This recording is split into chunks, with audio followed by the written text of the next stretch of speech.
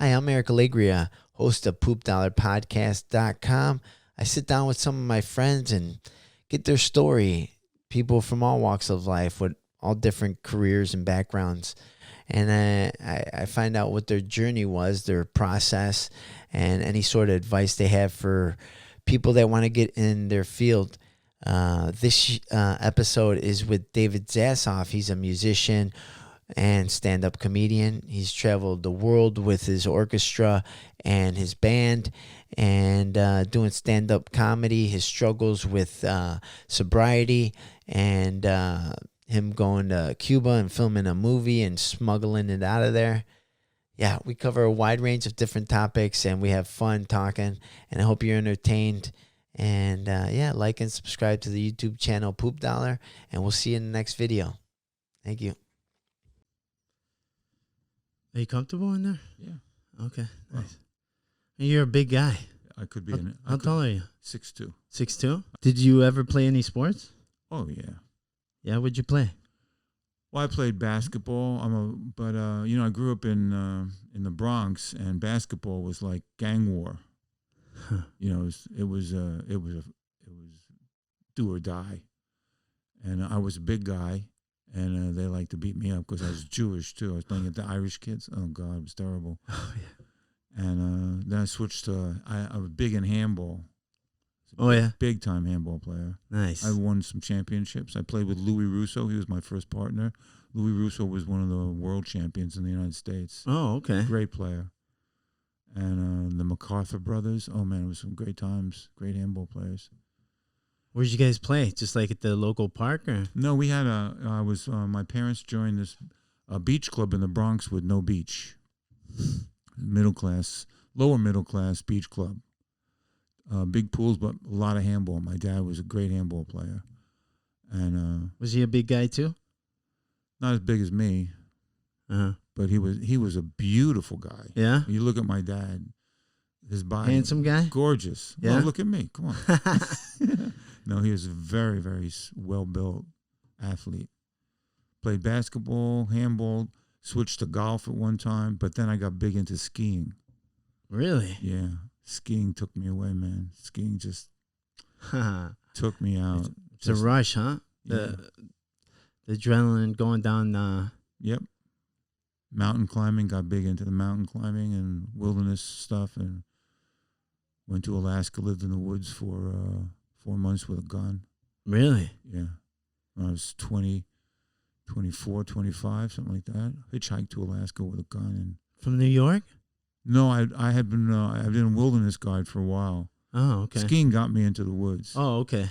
And once I found the woods, I said, holy shit, this is amazing. And I became a Whitewater River guide for a while. Ran the Rogue River a lot up in Oregon. A lot of rivers in Oregon. There was the Deschutes River was a great river. It wasn't that tough. The Rogue was pretty tough. Hiked into Havasu Canyon 40 years ago when nobody knew about it. Really? Beautiful. Yeah. Beautiful. Now you need a permit and all kinds of shit. Really? To get down there. Yeah, I've never been. Oh, gorgeous. Gorgeous place. But mostly spent a lot of time in the woods. A lot of mountaineering stuff, climbing with skis. You get one run, you climb up with sealskins on your skis. Do you know about that? No. Sealskin? You put sealskins on the bottom of your skis, and the fur goes one way. So when you slide up, the ski doesn't slide back as you go up. Really? Yeah. Wow. What is it like? It acts as traction? Well, it's not traction. Yeah, well, you could say that it's not really traction because as you're sliding up, it's smooth. It's smooth, but the ski won't go back because the hair it goes one way. And then they stopped killing seals, which is okay. So now there's mohair sealskins, and they work really well too. But I had a set of those, and we used to do a lot of mountain. You go up, you climb all day for one run, and it's usually a pretty tricky run. Yeah. Glacier skiing is what it is. Out of Bend, Oregon. Oh, really? Yeah. Wow. Three Sisters Wilderness area. Beautiful. Yeah, it is beautiful up there. Oh, God. You're going back a lot of years now. Huh. Are you an only child? No, I had a terrible sister. Oh yeah, older, I assume. Older. Yeah. Nasty. Tough. Bronx tough. Girl was tough. Yeah. Anybody came near me, she beat the crap out of them. Beat the crap out of them. And then when my parents were gone, she beat the crap out of me. That's hilarious. Yeah, I have an older sister too. She's the same way. Whoa. Yeah, they get along great. Wow. Was she a big girl too? Very big. Yeah. A huge body. Just not beautiful. Yeah. Beautiful. Yeah. Gorgeous body. Yeah. Just beautiful. And one day I remember she came home from school one day. She was really pissed off because she wore back in those days. The girls would wear their sweaters backwards to accent their breasts, and she already had huge breasts, but she wasn't fat. It was all breasts. Really? Wow. Yeah. And then she came home and said, "If one more guy calls me Big Job, I'm gonna kill him." Big Job. That's great. Columbus High School in the Bronx is not an easy school. No. Tough. So she was tough. You were tough. I was not tough. I went to music and art in Manhattan. It's not a tough school. Oh, wow. Getting to school was tough. Yeah. The bus ride through Harlem was hard. Yeah, yeah. But once I ran to school, I got into school. It was okay. Nice. That's great. Where are your parents from? New York, Manhattan. Oh, okay. Second generation. First generation. No, they were born in the States. My grandmother came over from Odessa, Russia. Yeah. That's the city with the sense of humor. Oh, okay. When I started to get into comedy, I realized, that's where it comes from. My grandma. That's really what the city is known for? Yeah, city with a sense of humor. Come on. Yeah, I'm serious. No, I'm not serious. No, it's because I haven't met a Russian with a sense of humor. Most of them don't because they're not Jewish. You got to meet the Russian Jews. The other ones are really, you're right, they're not funny at all. Constantly negotiating. Yeah, yeah. No, I mean, as far as, the fear factor goes, yeah, they got that down. You know what I mean? Like, I'm definitely afraid of them. You know what I mean? And they got that down. But funny, no. No. But that's great. So, what was it like growing up in the Bronx? Tough. Yeah. Tough. It was, fighting, gang wars, fighting. Yeah. People beating the crap out of each other. I was 5 years old, and so what year are we talking? I was born in 44. Okay. I'm 76. All right. 1944. I was 5. So 1949, somewhere around there. This kid beat the crap out of me. I was playing, and he beat the crap out of me. Because I was Jewish. Oh. And I didn't even know I was. Nobody told me. I learned I was Jewish from an Irish kid. Oh, the Irish kids, man, huh? Yeah, they're tough. They're tough, right? And they hated the Jews. Hated, I think they hate everybody. It's not Irish. Yeah. Right? Yeah, especially in a neighborhood like that. That's like, tight niche and stuff, and like I'm sure like a lot of them, everybody knew each other around there. Yeah, sorta. It was an all white neighborhood. No black. It was a bunch of buildings built by Metropolitan Life. It was the first project. And for some reason, they wouldn't allow black people to move in. Now it's totally different, of course. But and so it was all white. All white. So the way I put it was there was no black people, so the white people had to kill each other. It's like it's like human nature.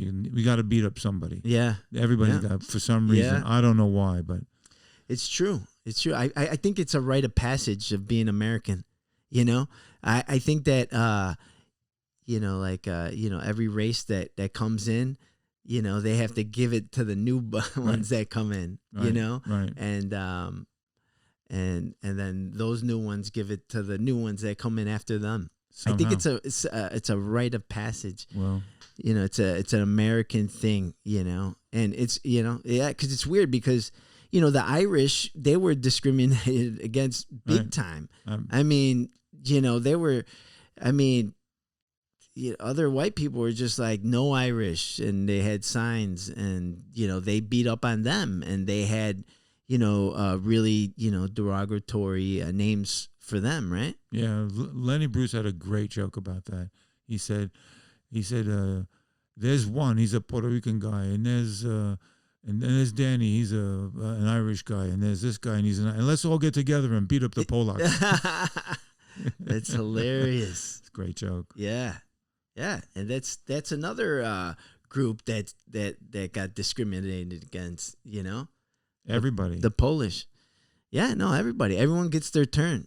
I was, my wife is Cuban, so I went to visit my mother-in-law for the first time. Was sitting on the beach in Miami, and we're sitting on a bench, and these two black guys walked by, and my mother-in-law, Cuban, she comes from Cuba, super Cuban. Yeah, she said, "Oh, look at those black people." I'm thinking, shut the fuck up. You mean here's a Cuban? I know. Discriminating against, but the white Cubans feel better than the black Cubans. Do they? Yeah. What the? Yeah. But the black Cubans feel better than any other blacks. Right. You know? Oh, absolutely. Right. And the Cubans feel much better than the Argentinians. Right. And the Argentinians think they're better than the Cubans. I know. It's and then there's the Jews. Everybody hates the Jews. And they run everything. Yeah, really. I wish. Look at my bank account. No, but yeah, it's an interesting thing. So you got into music right away when you're I started young? playing songs when I was 4. Wow.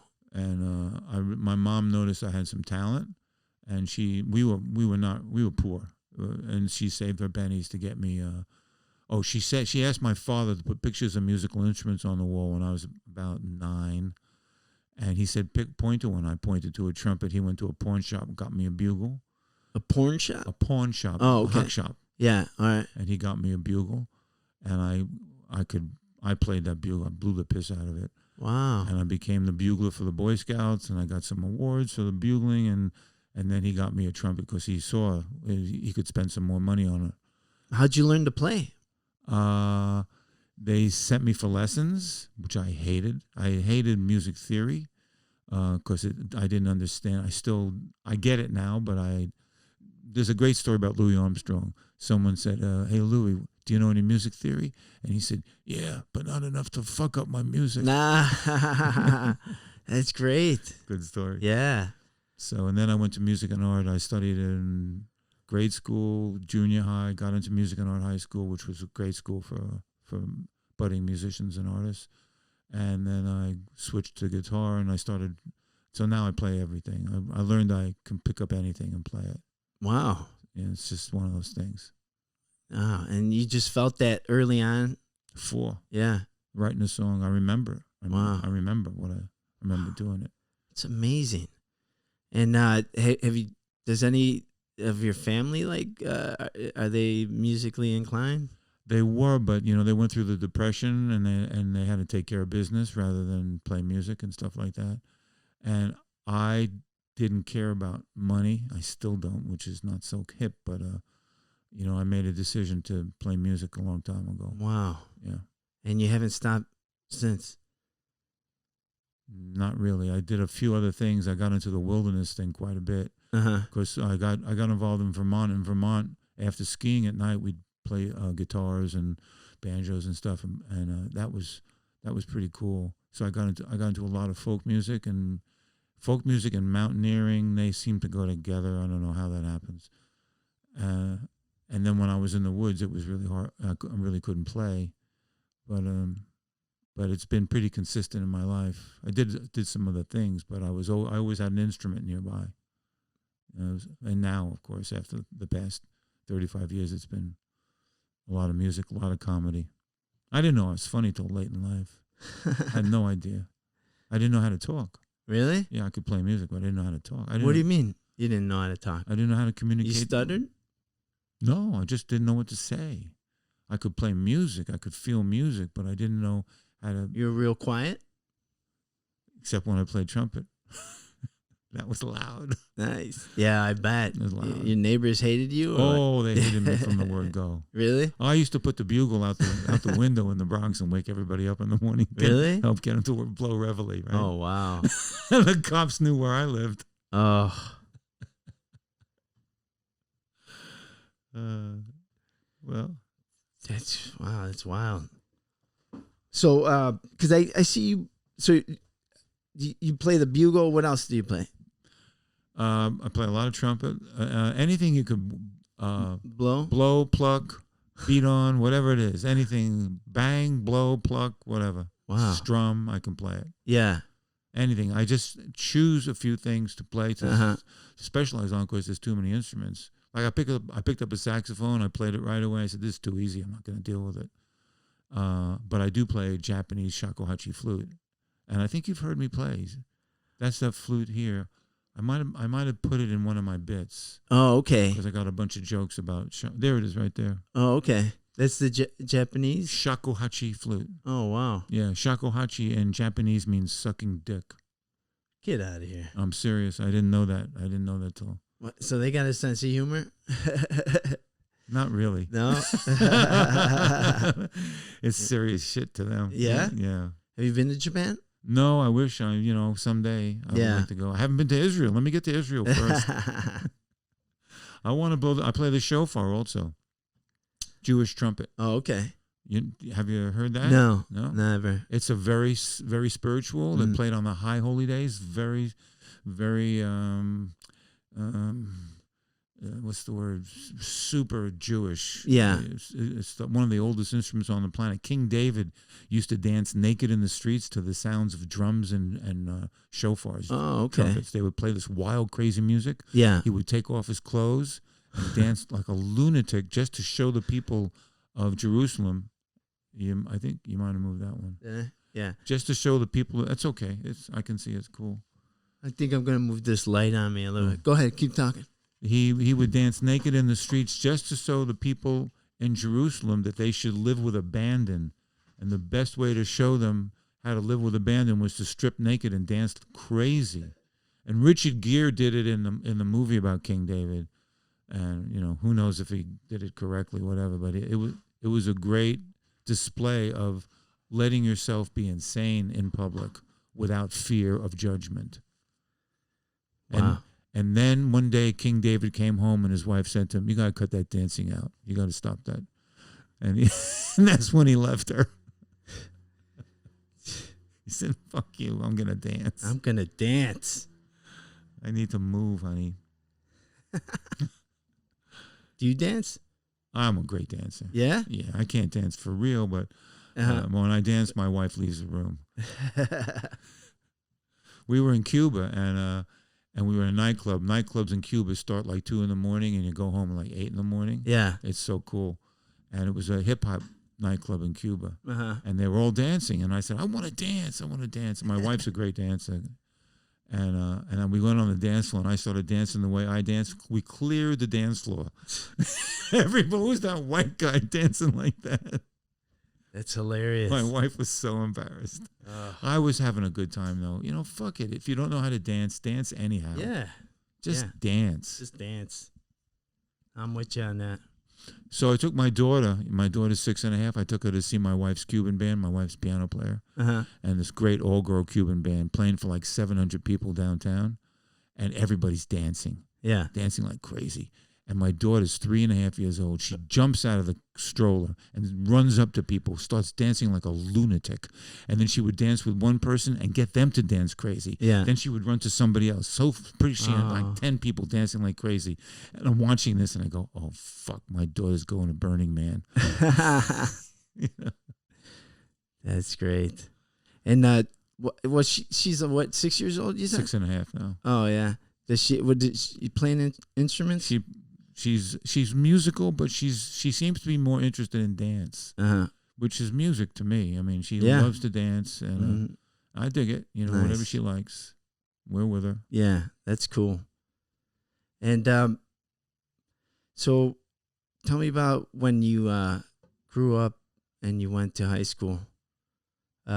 Were you in band at all? Oh yeah, yeah. Well, I got accepted as a trumpet player. Oh, so when you're put in an orchestra and bands, and so I got put in an orchestra, and I got put in jazz bands and stuff like that.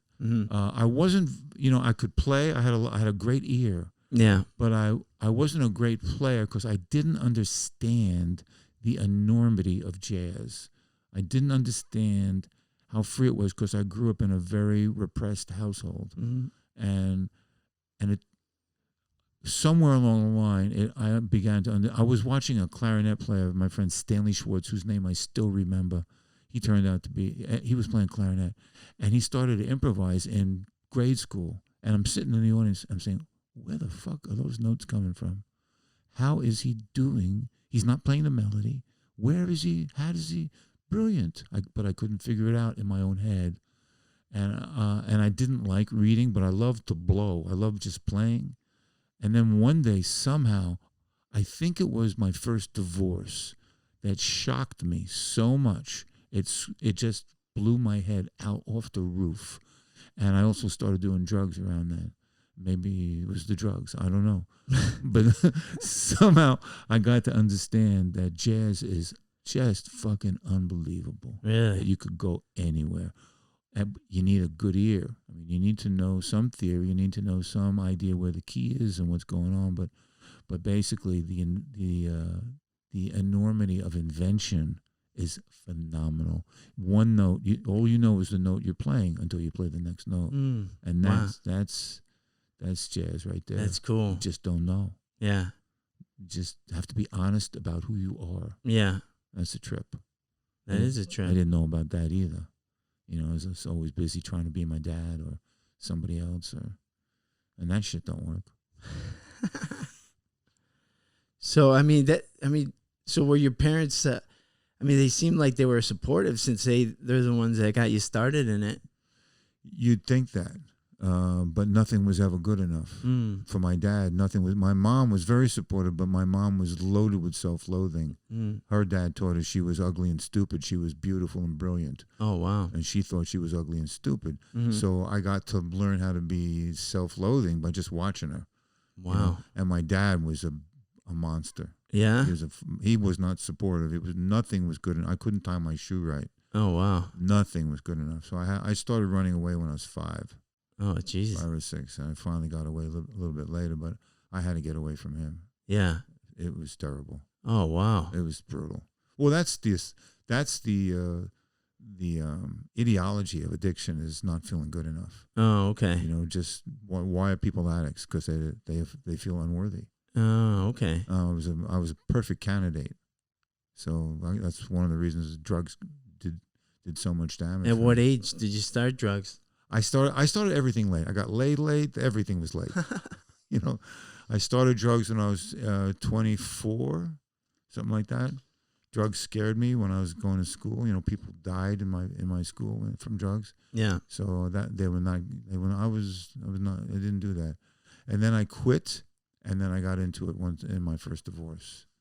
Oh, okay. And then I went through the second divorce, and I went through a lot of shit. I spent 10 years stoned. Oh, wow. Living on the streets, the whole deal. Yeah. It took me down. And did you start with mild drugs and work your way up, or did you go right to the hard stuff? I didn't do heroin, but I went right to cocaine and everything else. Yeah. Needles scared me. I wasn't into needles. Mm-hmm. I got freebase, which is like crack, I think they call it now. Mm-hmm. So I was into a lot of that. And freebase that's if you want to lose your mind, there it is, right there. Really? Yeah, it was freaky. Yeah.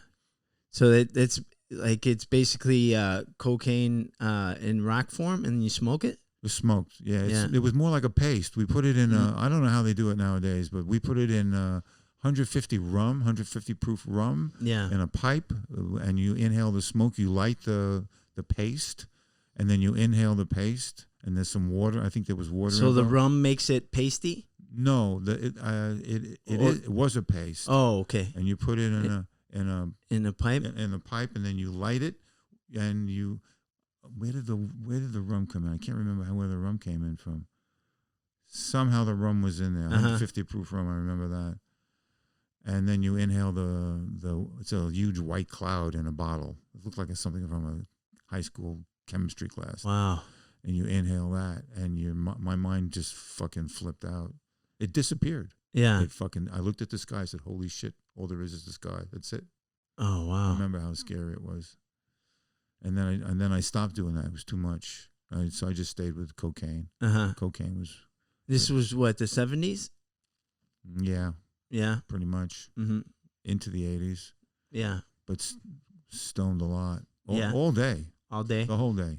Stoned with what? Wake up a little marijuana. Wake up a little marijuana, then cocaine, maybe 9 or 10 o'clock. Yeah. Rest of the day stoned. Wow. And were you still playing music? I was playing music. I was trying to make a living as a musician. I sold some stuff after my divorce. I had a house, and I sold the house. It all went up to drugs, drugs, and then I had a car. I bought a Mercedes Benz with that money from the house, and then I eventually had to sell the Mercedes Benz for drugs. Oh. What was more important? You know? Come on.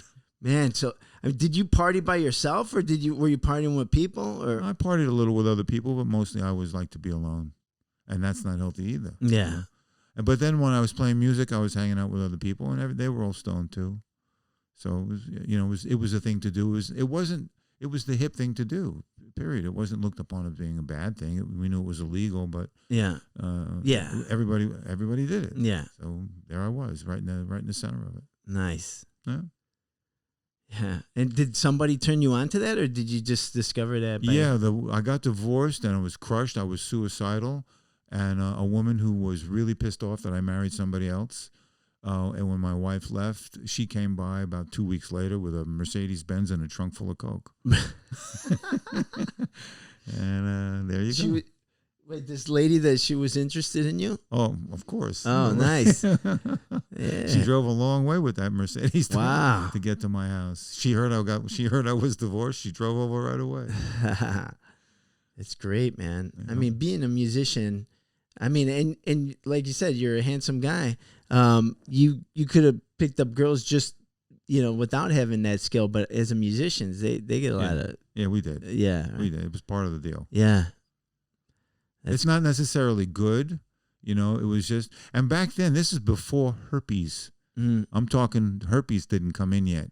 So people were fucking like unbelievable. My opening line was, "Do you want to fuck?" That was it. Oh, that's great. And it used to work? Of course it worked. There was nothing stopping people from fucking. Wow. There was no AIDS, no herpes, maybe a little crab. Every now and then a crab.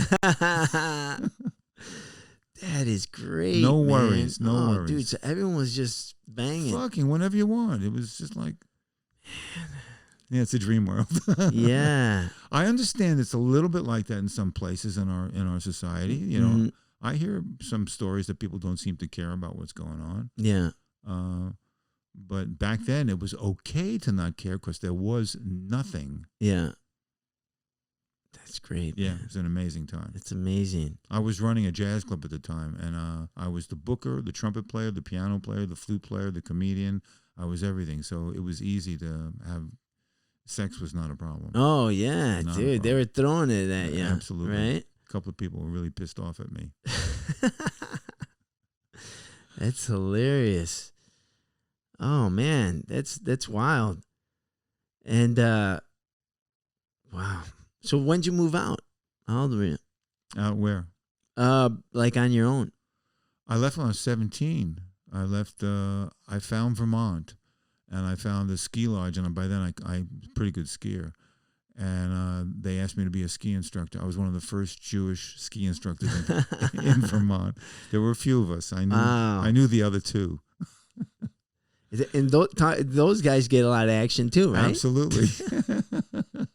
Man, you were right in the right place. Yeah. And they probably do a lot of coke too, right? No, I wasn't doing drugs at that time. Oh, really? Not at all. That was the furthest thing from. I wasn't anywhere in my world. Mm-hmm. No, I was just skiing and playing the guitar, loving folk songs. Nice. And that was where I learned how to improvise a little bit, because I wasn't improvising on the instrument, but we would sing a folk song. And whoever was leading it would run out of verses, and I would say, "I know another verse." I would just make some shit up, and it sounded real. I learned that if I let my head go and not think about trying to find something, the verse would pop into my head, and I just had to sing it. Yeah. And that was when I said, "Oh, that's pretty cool. I can do that." And when the song was over, people would say, "Hey, where'd you learn that verse?" And I would lie. But, I heard it here, I heard it there, but I never told them I just made it up. Oh, wow. Yeah, it was fun. Yeah, it sounds fun. So Vermont, wow. And then from Vermont, where did you go? Vermont. From Vermont, I went because the draft was happening. Oh, okay. And then I got a draft deferment because I got my first draft deferment when I got out of City College in New York. Because I was ski instructing on the weekend, went to City, got a BA in psychology, got into graduate school in Oregon, the University of Oregon. They took me with a full scholarship to their master's program, graduate program in counseling psychology. And I went out there, and that's when I went from the East Coast to the West Coast. Oh, okay. And then you stayed on the West Coast? Mostly. Yeah. Mostly. I did a little bit more traveling, but mostly Oregon, Idaho, Alaska. Stuff like that. Yeah. Dude, what's your memories with the Oregon? Do you like it there? I loved Oregon. Oregon had the most beautiful mountains. Yeah. And the people were phenomenal. They were so into I met Steve Schaefer, who was a great river guide. There were Mackenzie riverboats. I used to run the Mackenzie a lot. Oh, no, it was Steve McKenzie, not Steve Schaefer. I'm sorry. Somebody else. Steve Mackenzie was a great river guide. He was the first person to take a Mackenzie riverboat, which was a rowboat that had two front ends, didn't have a back and a... So when you went down the river, you always had a front to go through the water. And it wasn't built for the Colorado River. But he took it through the confluence. The confluence is where the Colorado meets the Green River, and the water is unbelievable. People run rafts through it now. Rubber rafts, they can bounce off the rocks and shit like that. Yeah. But in a wooden boat, you don't bounce off the rocks. Wow. And he rode that through, and I don't know that he even got wet. I mean, he was so good at rowing that boat. Wow. So I used to run the Mackenzie a lot, and skied. Used to go to Bend and ski to Bachelor Butte. This is years ago before they had a lift to the top. Used to walk to the top. It's great times. Wow. Great times. And where in Oregon were you living? Eugene. Eugene? Veneta, which is a little outside of Eugene. So I lived in I had a little cabin, $40 a month was my rent. I had a wood stove, a wood heater, and I had an outhouse with a flush toilet, and I had a little house outside that had a wood heater for the shower. So if I want to, I'm looking at your face, it's total disbelief. I was chopping, I had a 9-pound splitting awl. You know what that is? No. It's a 9-pound sledgehammer. It's a sledgehammer on one end and an axe on the other end, but it's 9 pounds. Wow. And you use that to split the wood. Yeah. And I would split 4 cords of wood. You couldn't fit a cord of wood in this room. So 4 cords of wood is a lot of fucking wood. And I'm a Jew from the Bronx with a 9-pound splitting awl. Wow. Chopping my wood. And so we had wood heat. We had a wood heater to heat the place. I had a wood stove to cook on, and a wood stove for the shower. The outhouse had a flush toilet, no heat. Wow. In the woods, 40. So you had to go outside to go to Yeah. the bathroom? Yeah. Yeah. And there was no heat in there? No. It was cold. Man, Oregon gets cold. Yeah. Yeah, it does. It gets cold. Yeah. Yeah. And where I lived, everybody was anti-Semitic. I never told them I was Jewish. Really? Never. After 2 years of living there, I told one neighbor I was Jewish, and he said, "Where are your horns?" Come on. Yeah, because he thought Jews had horns. And I'm not Jewish enough to know that Jews were supposed to have horns. I had no idea what the fuck he was talking about. What year was this? Oh, God, don't ask me to remember that. I don't remember. Like the 60s? 40 years ago, 30, 40 years ago. That's so funny. Like, you know, because I know there's racists up there, because but I think like I thought they were liberal and hippie-ish up there. There's that element up there. That's the Ken Kesey, One Flew Over the Cuckoo's Nest. Yeah. A bunch of people. There was a great guy, artist, a spoon man. Did you ever hear of him? No. Phenomenal spoon player. I don't know if he's still alive or not, but this guy could play spoons barefoot. I didn't hitchhike. He was phenomenal, and he would just yell out poetry while he was doing these incredible spoons. But there was a huge hippie community, but that's not the natives. Oh, okay. The natives. I don't know how it is now. Maybe Yeah, it's different now. I doubt it. Yeah. Is that pretty much the whole state? Yeah. Wow. Well, Eugene, Oregon is a bastion of liberalism. Mm-hmm. If you want to get to be liberal, Eugene is pretty liberal. Yeah. And I think that exists somewhat in Portland also. Mm-hmm. Although I don't know what the fuck is happening up there now. Yeah. I mean, Portland, like when you were there, it must have been a small city. It was bigger than Eugene, but it was a bigger city. It was. I mean, because now, have you been there lately? No. Oh, and then it got really popular, in the 90s, I think, or the early 2000s with that show Portlandia. Yeah. So, I mean, and I think when real estate started getting really expensive up north, with all the tech companies raising, right. So they all moved to Portland. Like they couldn't afford it over there in Silicon Valley. So, and I heard they even have like a Californians sign with the cross, like a no Californians, like stay out, because there was a big, exodus, I guess, from Northern California to Portland, Oregon. I think a lot of people moved to Eugene. Eugene used to have, I think when I was there, it was 50,000 people, maybe 60,000 people. And the lumber trucks, when they came into Eugene, 1 tree per truck.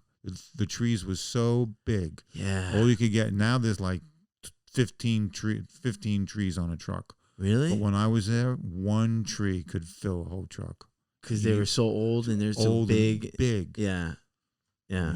Real forests. Just, the real deal. Yeah. It was beautiful. Oregon's beautiful country. Yeah. It's beautiful. I know. I was telling my buddy because I wanted to go on a road trip. And when I was in Portland, I drove to the coast through the Tillamook forest. Right? Is it Tillamook? I don't know what forest you do. I know going to the coast is. Yeah. I don't know the name of the forest. Yeah. So, there's a big national forest there, and we drove up to that place where they filmed One Flew Over the Cuckoo's Nest. Yeah. So we crossed into Washington. Right. And then there's that one city right there. What is it? Arcadia? Or something like it. Starts with an A, I think. Yeah. And they filmed like the movie Goonies there. Yeah. But it was really cool. And just like driving up the coast, the Northeast coast probably has to be like one of the most beautiful places on earth, I think. Northwest, sorry. coast, yeah. Yeah. All the way up to Washington where you have the rainforest. Yeah. They got a rainforest up there? I hiked that rainforest. Oh, wow. Yeah. I hiked the beach. I saw bears on the beach, which was cool. No way. Yeah. Really? I said, what the fuck? Is that a dog? What is that? And it turned out that it was a bear. It was a black bear, which is not very big. Yeah. Yeah. The only reason to worry about a black bear is they could, fuck up your food or your tent. Yeah. They're not the real aggressive ones like the grizzlies. They're aggressive to getting food, and they know that there's food in cans. That's a weird point of evolution where a bear knows if it could pop open a can with its paw, just boom. They don't need a can like opener. Popeye? Boom. Yeah, that's great. Never thought of that, dude. It's so beautiful up there. And I love those big trees too. I'm actually gonna go to Sequoia tomorrow. Oh, I told you. Yeah. That's pretty country. Yeah, I love to see like those big tall trees. They had a fire up there recently. Yeah. I was supposed to go like 2 weeks ago when they started, and then all those fires totally. Yeah. Because they evacuated like a good part of Central California. Right. But I love driving up the coast up there. Like even, Central Coast, Yeah. up to San Francisco or Big Sur, Monterey. Have you been over there? Oh, yeah. Yeah. Yeah, I've been. Nice. You seem to have been everywhere. Not everywhere, but I've been a bunch of places. Yeah, not Israel. Not yet. It'll happen. It'll happen. You get a free plane trip over there, don't you? I'm not at my age. Oh, you gotta be a shitload younger. Oh, do you? Yeah. It's for kids. It's for school kids. Oh, okay. Yeah. All right. I should re-enroll. Yeah. Second time around. Yeah. You're a kid at heart. It's you got such a young, youthful way about you. Yeah, I'm trying to match my bank account. It's great. I got the bank account of a 16-year-old. That's right. Yeah. No, I'm with you on that. Right. So that's I guess the life of the artist. Really, you didn't care about the money, and it was all about music and comedy and It's all about seeing shit. You know.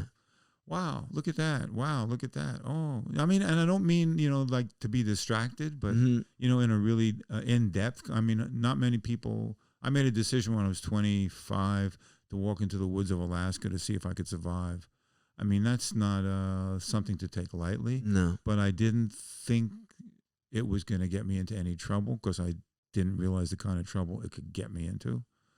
And I wouldn't do it now the way I did it then, but it was a wonderful thing to do.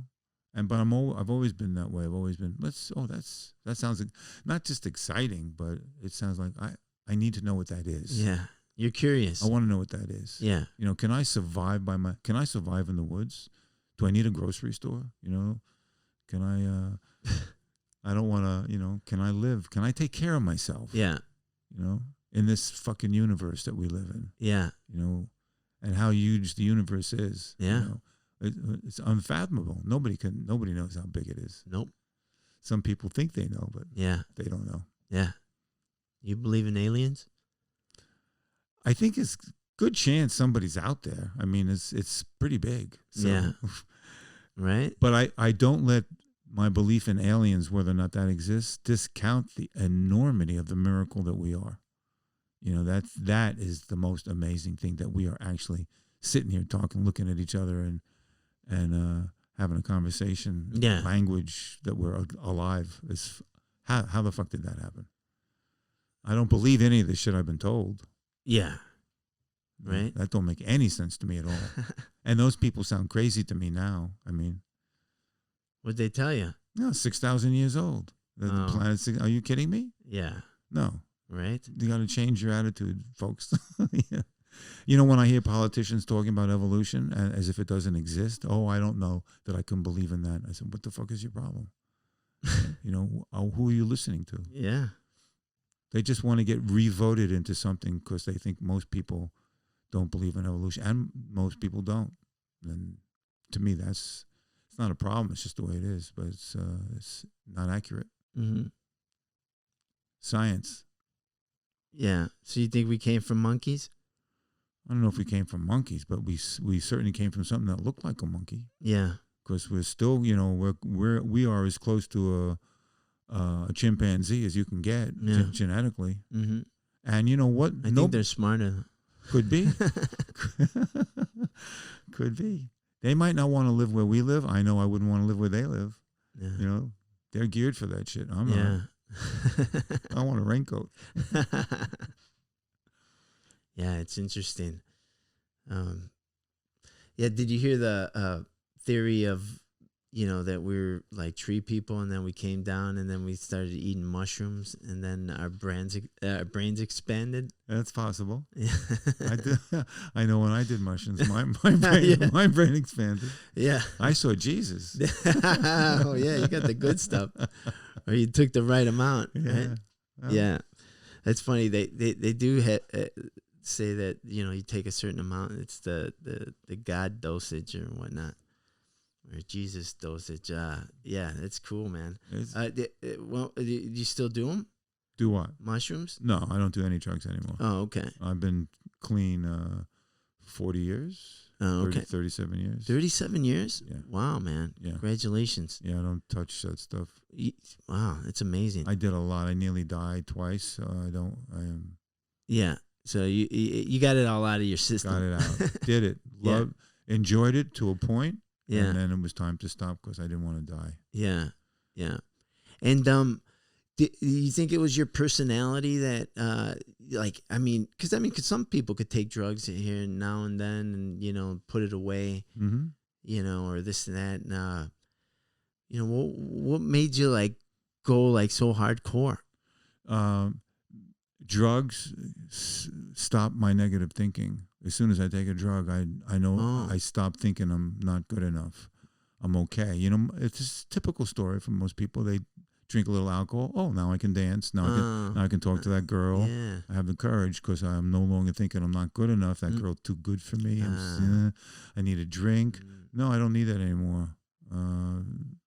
So but the deal is, I would do a little bit of cocaine. I would stop the negative thinking or the painful thinking. Yeah. And then the cocaine would wear off. Yeah. And then I would need more cocaine because the thoughts would come back. Okay. And since they came back that often, yeah, I needed a lot of cocaine. Oh, okay. I Very see. simple. Yeah. Yeah. And eventually, recovery tells you to meditate and tells you to do, there's a bunch of good things that you can do instead of doing the drugs. How about thinking good about yourself? Yeah. That's the hard part. Changing the negative thought into a positive thought. That's the hard part. And when I hear comics talking about how negative they are, and I just feel bad for them. And yet they can some of them can make a really good living because most people feel bad about themselves and they can relate to that. I know when I do jokes about drugs, when it hits, it hits. The people laugh. Yeah. But it's people in recovery laugh, but they're over that. Yeah. Most of them. Right. But getting over the negative thinking, that's the problem. And how'd you do that? Just enough, I would be sober long enough to have something really good happen that I wanted to have happen. And I was like, oh, that's good. And then I would go back to something negative because it's not easy. And then another good thing would happen. So I built up enough good things to want to keep the good things going. And if I go for the negative things, then I'm going to lose the good things. And I love the good. I love my daughter. Yeah. I love having a kid. It's great. And I love having someone I've said this in my jokes. I used to love women who wanted to kill me. Why did I fall in love with people who wanted to kill me? Because I wanted to kill myself and I was going to let them do the job. Wow. It's deep. Sorry. No. I it's wild too, that we get into these relationships and it's totally destructive and wow. So, I mean, how was your first wife? So she didn't use it? Or No, did she? it wasn't a question. At that point in my life, I really wasn't who I am. That's funny. I wasn't who I am. Mm-hmm. I was more my dad. I was more a very rigid. I think it was a sex thing. I think a lot of it had to. I didn't know anything about sex. My first marriage, and she knew more than I did, and I wasn't doing to her what she was doing to me. Oh, okay. And I think she needed to get a little oral sex, and I didn't. Nobody told me about eating pussy back then. Are you kidding me? I didn't know you could suck a dick. The first time a woman sucked my dick is, where's she going? Where's she going? She kept on going further. What? No, you're kidding me. You're kidding me. Yeah. I said, oh, it feels good. Whoa, what are you doing? Didn't you watch porn? No, back then, I don't think there was porn. Oh, really? Hey, come on. I don't When know. I'm 24, there was no fucking... Well, there was porn, but it was still reel to reel. Oh. There wasn't even beta or VHS back then. Come on. No internet. Wow. I didn't know anything about that, eating pussy or sucking dick. Or See, it's not all your fault. No, it's You not my didn't fault know? at all. Yeah. My dad never taught me. I don't think he knew. That's hilarious. I don't think my dad ever got a blowjob. Oh no! Well, that's why he was so upset. There you go. I'd be pissed too. Would have calmed him down a little bit. Yeah. I think my mom would have go, ugh. I mean, we've all encountered that person, and we're like, man, that person needs to get laid. Yeah, right? absolutely. Hey, I'm not waiting. I'm Yeah. sometimes from now. I think that person is me. Oh man. So yes, she left, and I didn't know you back then. I didn't know you could leave somebody. Uh, I was in it forever, yeah. just like my dad. Yeah. But I'm not my dad, and and that woman I married was not like my mom. Yeah. So she left, and what you left? I fell apart. Yeah. Fucking destroyed my world. Yeah. And that was the best thing that ever happened to me. It was the worst at that time. Yeah. But now it was the best thing that ever happened to me. Nice. One of them. Yeah. One of them. Wow. Yeah. Whatever. And do you still communicate with her? No, but I wouldn't be against it. Yeah. You know, I've reached a point where anybody I've been with everybody I've been with has been real significant to me. Yeah. You know, we gave each other whatever we had at that moment in time, whatever it was. Yeah. And I wouldn't put anything past. I don't know how to say. I accept all of it. You know, it's just who you are at that moment in time, and then hopefully you get better. You know, you make better choices, hang out with better people, and you become better yourself. It's cool. It's a cool world, man. Yeah, it's pretty cool. That's cool. I mean, I just asked because like you thank her for your recovery, right? Because if it wasn't for her, you getting divorced, or for her leaving you, right? Yeah. Well, her leaving me got me into drugs. Oh, got you into drugs. Yeah, that's the one that got me into drugs. And then I don't think there was anyone who got me out of it other than the fact that I didn't want to die. Okay. So I wouldn't credit her with any of that, but I still would have a whole lot of respect for who she was. She was a very beautiful, very talented, very fucked up human being. Yeah. I mean, we all were in one way or another, and she just couldn't handle, you know, what I couldn't give her. Yeah. And I can't blame her for that. Yeah. Not at all. Mm-hmm. So she made the right move for herself. Yeah. And that's, you know, now it's cool. Yeah. And what age did you get married? When I got married, I was with her for about 4 years before we got married. So I think we got married as 33, 34. Oh, okay. Like so not really young. No, I did everything late. Oh, okay. Everything is late. Nice. That's why I have a kid. I'm 76. I got my first kid 6 years old. Oh, wow. First kid. Oh, okay. Everything is late. Yeah. Why is that? No, because I feel like I'm the same way, you know, like the same thing, you know, at 24, that's when I started smoking weed, you know, and yeah, did everything, you know, pretty late. And I feel like, you know, I don't have any kids right now, and you know, I don't think I'm going to have any kids, but, you know. Oh, you have not a clue. Right. You don't have a clue. I had no idea this was coming. Yeah. I just was on the path to being a better person. Yeah. And being a healthier person, and it came my way. And I think that's just the way that works. Mm-hmm. You know, having a kid is one of the most amazing experiences. I mean, cool. Bar none. I didn't know anything about love until I got into recovery, for one. Mm-hmm. Met my wife, for two. Yeah. Who's Cuban and will not leave. You know, that's not happening. That girl will kill me before I leave. God help me if I sleep with someone else. Something Cuban around here. Yeah, and I've had a Cuban experience too, and I'm it's lucky to make it out alive. No. Are we at 30 minutes or? No, it's still recording. Is there a red dot up there? I don't. Yes. Okay, cool. Yeah, as long as that red dot is, like, if you see it not disappear or turn off or whatever, let me know. Now I know where to look. I got it. No, help me out. And she's the one that wanted to have my kid. I wasn't thinking about having a kid, or a little bit, but I was in my late 60s at that point. Mm-hmm. And I met her when I was 59, and she was 20. Going on 23. She was a late 22. You know, almost 23. Wow. Yeah. And you were 60. I was 59. Oh, 59. Yeah. Yeah, buddy. I said no. I said no. Get away from me. She chased me. Wow.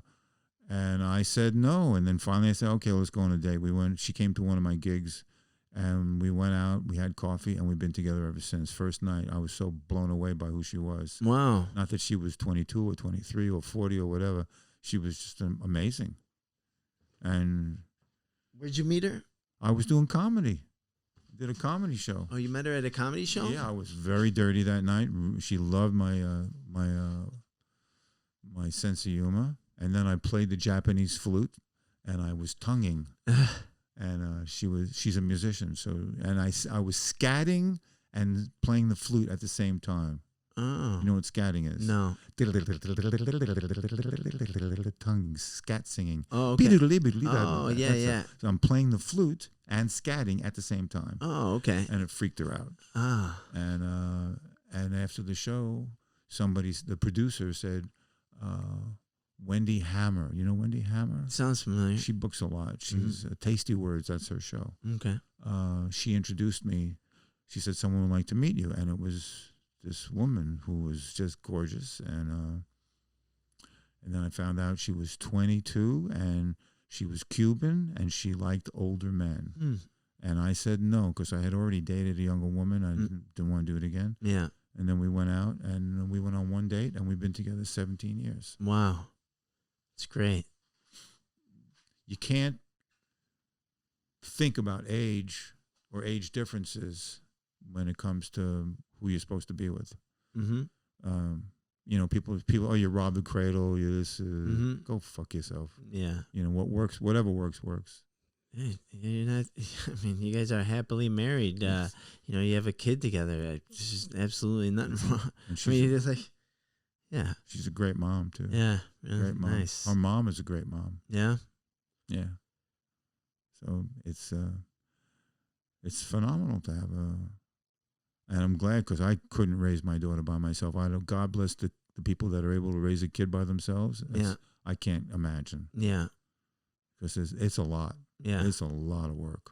Boy, you need help. It's Yeah. not like having a dog or a cat. Yeah. No, I know, man. I see, you know, people that have kids and they just look tired to me.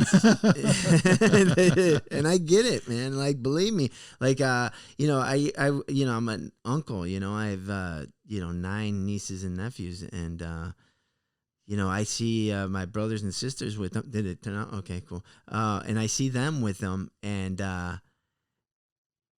it's exhausting just to watch them, you know. And then my mom would take care of their kids too, and you know, you just constantly have to keep an eye on them.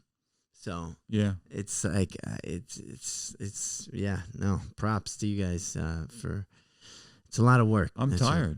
I get tired. I have to take a nap she goes to school. I have to nap. If I don't nap, I'm a goner. Yeah. No, I don't. Yeah. You said you didn't sleep well last night. I've something about this this virus. Mm-hmm. Not that I have the virus. I've been recently tested. Nice. Me too. But the lack of comedy is killing me. Yeah. The lack of performing is disorienting.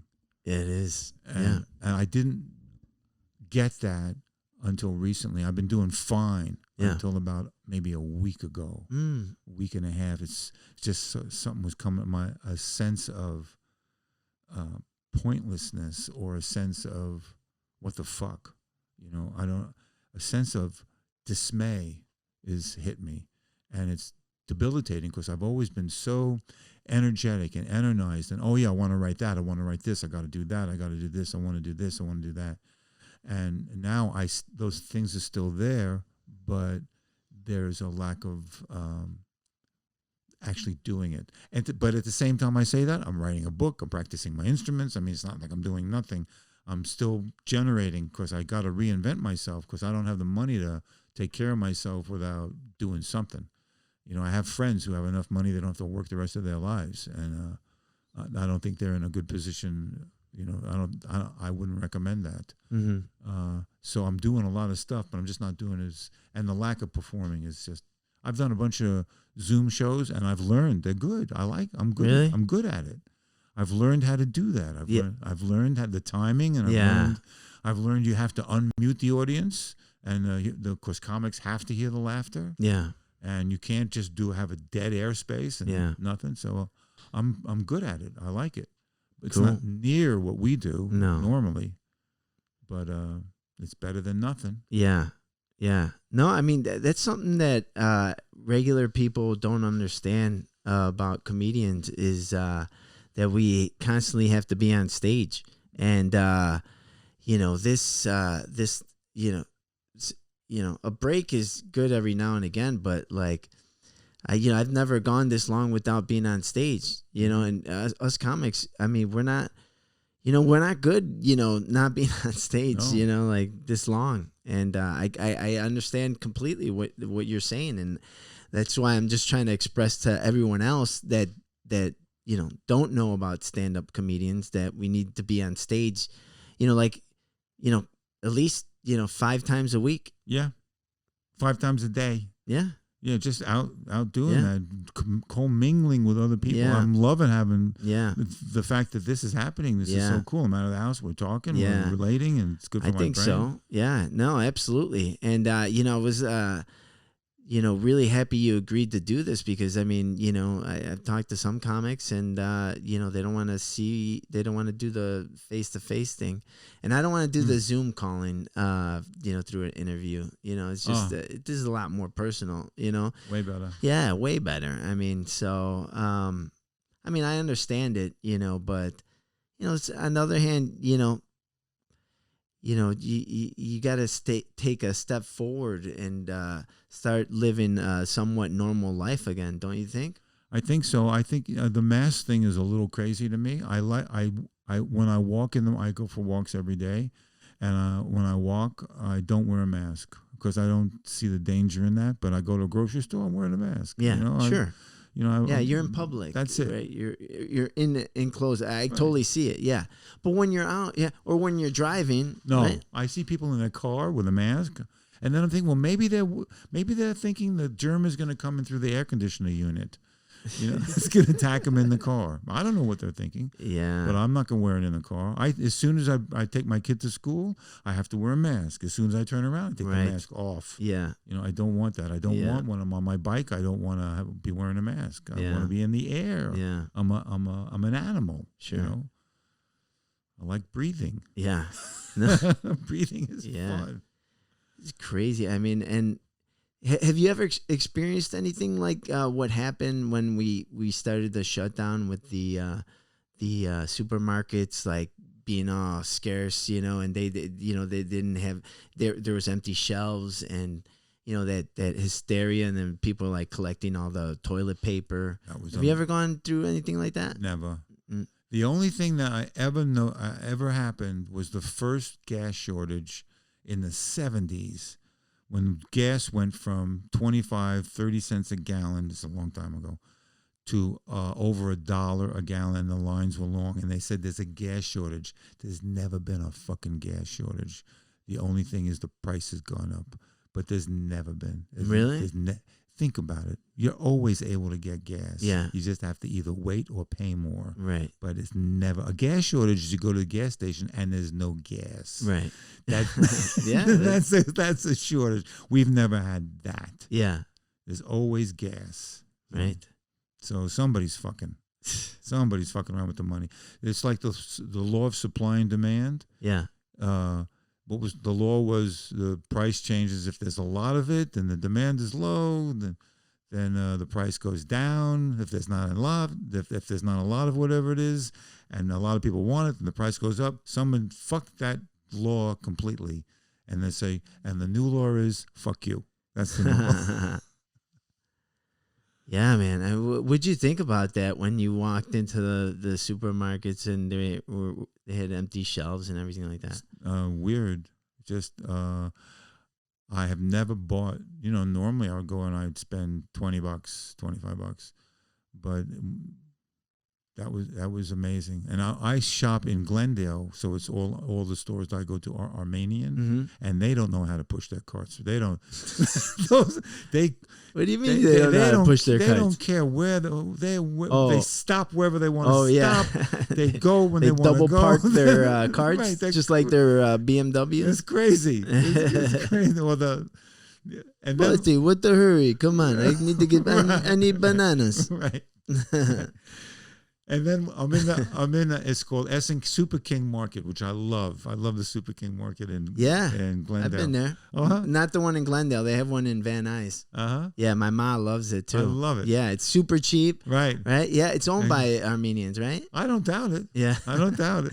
Well, it's weird because some of the people at the register, they don't speak English. No, right. And that's common, if they're, from Latin American countries, because there's a big population, but you're not used to like I'm Armenian, I don't speak English.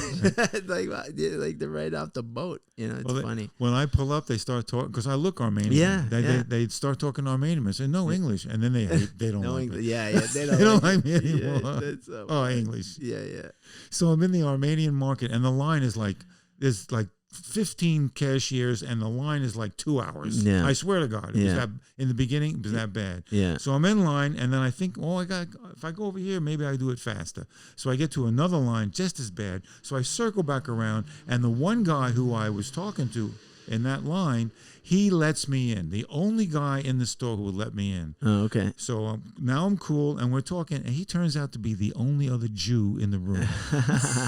And it was hysterical. Tells me he's Jewish. I couldn't believe it. That's hilarious. So then we had a little brotherhood going on there. Oh, yeah. Very funny. That's funny. 2 Jews in the Armenian market. Yeah.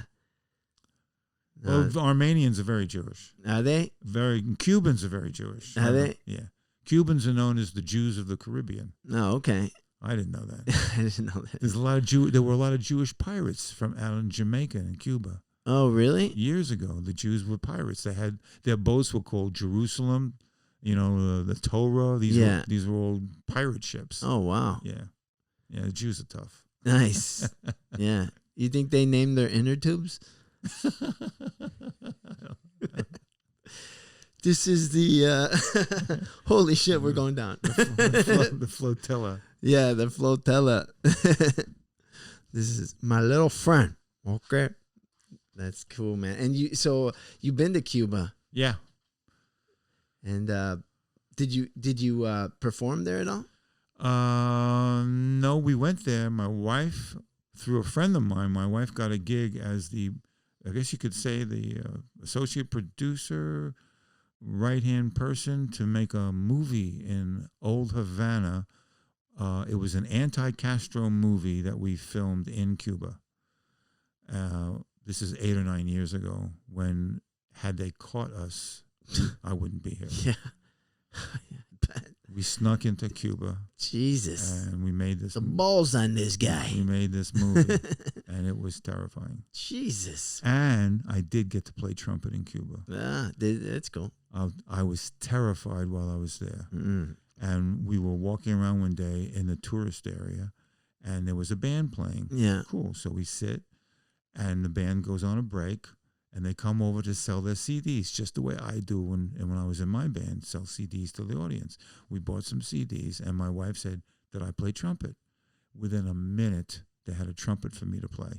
That's cool. Because you don't bring shit into Cuba. You don't bring your computer. You don't bring your trumpet. You don't bring anything, because they will take it when you come into Cuba. Mm. So I didn't have anything. So I had a trumpet, and I got to play with them every day. And I will tell you this. Whenever I blew a note, the first note I blew and I heard the trumpet, all my fear disappeared. Every ounce of fear that was embodied for why we were there went away as soon as I got into my art. Wow. As soon as I blew a note, I heard the sound of the trumpet. That's cool. It was gone. Disappeared. Became courageous. Yeah. Unbelievable. Wow. I said, holy fuck. Because I'd never been in that. I'd never been that scared Yeah. to get arrested or. Yeah. So it was just, what a lesson that was. So did you produce the film? It was done. It was shot, and I didn't produce it. I was there. My wife wanted me to go with it to protect her. I did, She was involved in the film? Oh, yeah, absolutely. She was the translator, the go-to person, the liaison. She took care of all the details of making the movie, getting people there, stuff like that. Okay. Wow, this is just mind-blowing that someone would do an anti-Castro movie in Cuba. It was actually an anti-Michael Moore film, because Michael Moore went to Cuba and said that the healthcare in Cuba is better than the healthcare in the United States. Is that not true? Total bullshit. Really? Total bullshit. Oh, wow. Yeah, he went to the wrong hospital. Oh, wow. He went to the one hospital where the tourists go and the rich Cubans go. Oh. But the general population, nothing. No Band-Aids, no Mercure, no nothing. Really? Nothing. Wow. Cubans are suffering. Jesus. Yeah. So we gave the Cuban doctors, the anti-Castro doctors, we gave them cameras hidden in suitcases so they could go into hospitals and film what was going into what was really going on in the hospitals. Wow. No bedding, no sheets, no nothing. Oh, my gosh. And no toilet paper. They don't have, at 4 o'clock in Cuba, there's no toilet paper. They don't have toilet seats in Cuba. Only in the hotels. And wherever else you go in someone's house, no toilet. And the joke was, how do you do a crossword puzzle while you're sitting on the queue? That was my one joke. You got to hold yourself up on the wow. rim. Yeah. I didn't know that. Yeah. Well, I didn't know either until we got there. And then you find this shit out. Yeah. Went to temple in Cuba. I did a little performing. There's a temple. Most of the Jews are gone, but there's still like maybe 1,500 Jews, maybe a little bit more. Wow. Yeah, it was a great trip. It was Yeah. a scary trip. Yeah. And when we left, they put the film in my luggage. Get out of here. Are you serious? I'm serious. Oh my God. My wife, we were the last two people to leave. My wife said, "Well, let's put this film in your luggage. You have more room in your luggage." You were the mule. They would have killed you, right? If they would have found it. I think we would have been imprisoned. Yeah. I don't know that would have killed us. Yeah. So we get to the airport on the way out, and there's you have to pay money to get out of that fucking country. Really? There's an exit fee, and then there's the scanner and all that shit. And they take my luggage, and I'm thinking, please do not open this luggage, please do not. And we get across. They didn't find the film. We're across. We're on the other side. We're safe. And I'm saying, I'm so glad we're safe. And my wife said to me, yeah, but David, my wife's romantic. She says, David, if they would have found us, they probably would have put us in the prison for couples. And I said, oh, yeah, the prison with candles and curtains, right? Jesus. I think she owes you big time for doing that. Not anymore. It's even. Yeah. Yeah, we pull each other through. That's cool. And did the film come out? Yeah, it came out. It got shown in Miami. I don't Mhm. think it went any much further than that. Mhm. It was a segment of a larger movie, which was essentially to discredit Michael Moore. Oh, okay. So that part was against Michael Oh, Moore. wow. But we went to Cuba to do it. Do you think Michael Moore was just ignorant on the whole situation, or do you think he knew? I mean, how do you feel about that? I can't come. I like a lot of what he says. Yeah. But I think he lost it on this one. Yeah. This one. That's unfortunate. It's a bad call. Yeah. And even if he knew Yeah. and he did it, it's a bad call. Yeah. Yeah. Because it's yeah. not true. Yeah. You know, the Cubans are not in a good place. Yeah. They're beautiful people. Yeah. Beautiful people. Just wow. Yeah. Sweet. Just struggling though. Sweet. Yeah. I'm part of the Cuban community now because my wife's Yeah. playing in it a lot, and the Cubans are just the greatest. Yeah. Just loving. Just totally loving. Yeah. Sweet. Love to dance. Love to sing. You know, it's phenomenal. Good food. Oh, good food. Yeah. You go to Portos? Oh, of course. That's great, right?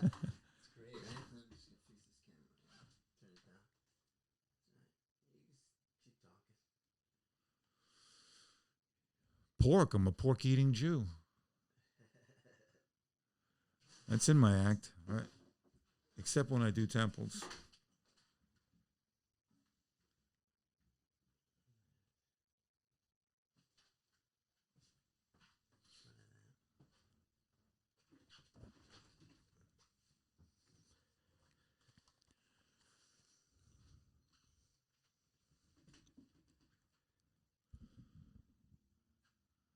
Yeah, that little Cuban lady that owns Porto, she's been successful. Yeah. Oh, my God. Well, and she's a sweetheart. I think she died like a Yeah. year ago. Yeah, she was. Yeah. Yeah. Yeah. Forgot about that. I mean, that place, I think besides In and Out, that's like one of the busiest places I've seen in LA. Doesn't stop. Doesn't stop. Always a crowd. Yeah. Good food. Always. Yeah. I mean, that's got to tell you right there. Yeah. And a refugee from Cuba, came here with nothing. Yeah. Good, great, amazing story. That's a great story. Wait, hold on. I think it's a little crooked.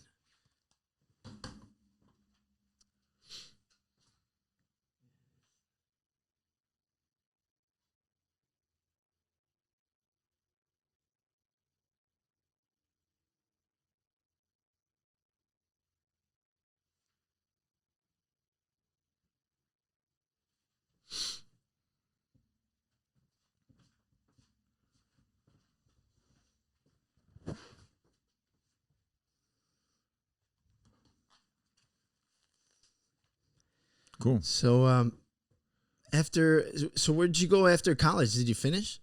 I got 2 years into my master's. I got a BA in psychology in City College in New York, and then I got 2 years, but I never got a degree. Because when I was in Oregon, the thing I did most was climb mountains and ski and run rivers. I didn't really care about school. I did get a draft deferment from that, which is really what I was after. I did not want to go to Vietnam. I thought that was a horrible thing, horrible mistake. And the guy I forget the guy who's started that war, but he later, many years later, apologized for starting that thing. And so I got initially a draft deferment, and I wound up just hiking and skiing, and then I got not kicked out. They just didn't renew my. I'm remembering they didn't renew my. What do you call that when they give you money?